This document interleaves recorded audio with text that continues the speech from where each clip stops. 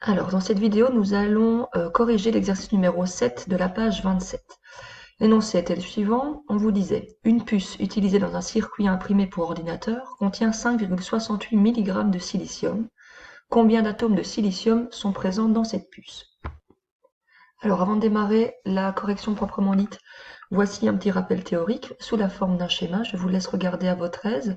Attention, la partie supérieure du schéma, celle-ci, sur les volumes de gaz n'a pas encore été vue en classe. Donc, ce que nous avons vu pour l'instant, c'est la manière dont on pouvait passer de la quantité de matière jusqu'à la masse et de la quantité de matière jusqu'au nombre d'entités. Donc, vous pouvez vous référer à ce schéma ou alors vous pouvez également avoir mémorisé les formules. Ensuite, lorsque vous voulez démarrer ce genre d'exercice, le mieux à faire est de commencer par noter de manière structurée les données que vous possédez dans l'énoncé. Ici, ce que vous savez, vous avez une information de masse. Donc, vous savez que la masse de silicium est de 5,68 mg. Donc, on note bien la grandeur dans son entièreté, c'est-à-dire le symbole de la grandeur, l'égalité, la valeur et les unités. Ensuite, pour travailler correctement dans cette matière, il faut travailler avec les unités de référence. Pour la chimie, pour les masses, il s'agit du gramme. Donc il faut passer du milligramme au gramme. Comme 1000 mg constitue 1 gramme, pour faire la conversion des milligrammes vers les grammes, vous devez diviser votre valeur par 1000. Donc on arrive à 0,00568 grammes, ou ceci, 5,68 fois 10 exposant moins 3, si on l'exprime en écriture scientifique. L'autre paramètre dont vous aurez besoin, c'est la masse molaire du silicium. En effet, quand on travaille sur les masses en chimie, généralement on doit repasser par la masse molaire. Celle-ci, vous la trouvez dans le tableau périodique et elle est de 28,09 g par mol.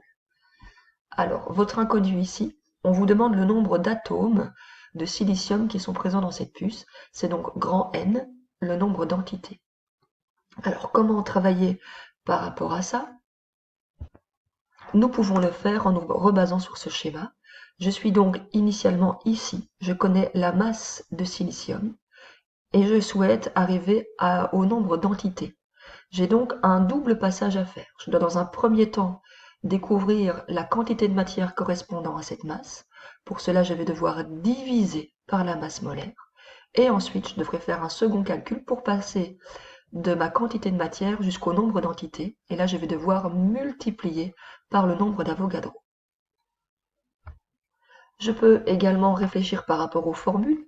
Donc, dans un premier temps, on veut rechercher la quantité de matière en divisant la masse par la masse molaire. Et ensuite, je veux trouver le nombre d'entités en multipliant ma quantité de matière par le nombre d'Avogadro.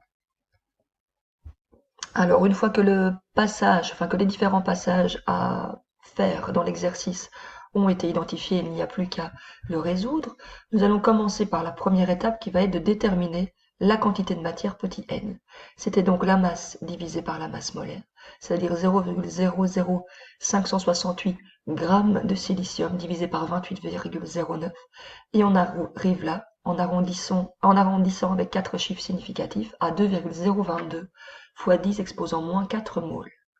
Ensuite, sur base de cette première réponse, on va pouvoir faire la deuxième étape qui est déterminer le nombre d'entités, c'est-à-dire qu'on va rechercher grand N en multipliant la quantité de matière par le nombre d'Avogadro et nous arrivons donc comme ça à une valeur de 1,2132 fois 10 exposant 20 atomes de silicium.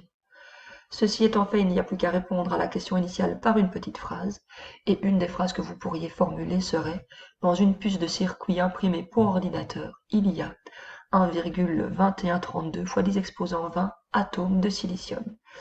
Voilà pour la résolution de l'exercice numéro 7.